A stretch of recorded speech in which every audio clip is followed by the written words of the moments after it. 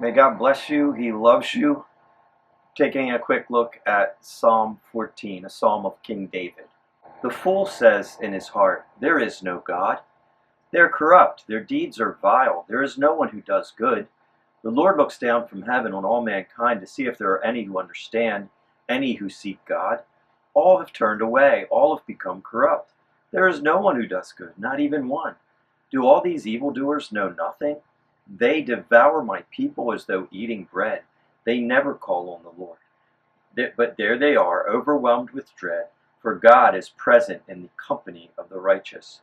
You evildoers frustrate the plans of the poor, but the Lord is their refuge.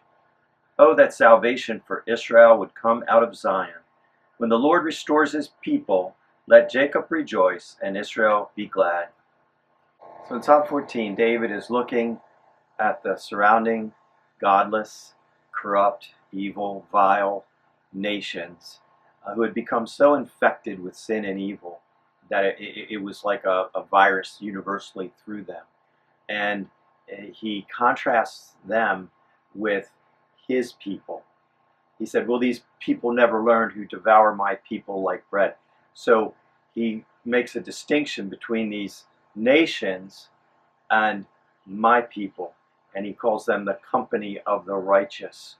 And that it's so, this distinction, though, it's important to understand, is not to say that all these people in the surrounding nations have sin and these people are without sin and therefore righteous, but no, their righteousness was an imputed righteousness because of their faith in the covenant promises of God to Abraham, and then through the law of Moses.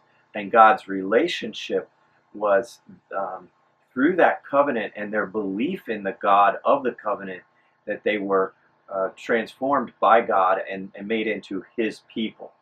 And so when the new covenant came, and as prophesied in Jeremiah 31:31, that God would bring a new covenant, that covenant came through the Messiah, Yeshua. And God opened the doors to the Gentile nations to also enter in to that relationship, a covenant with God, so that we no longer be characterized as godless fools, but we would be loved and part of the family of God through faith in Jesus Christ forever.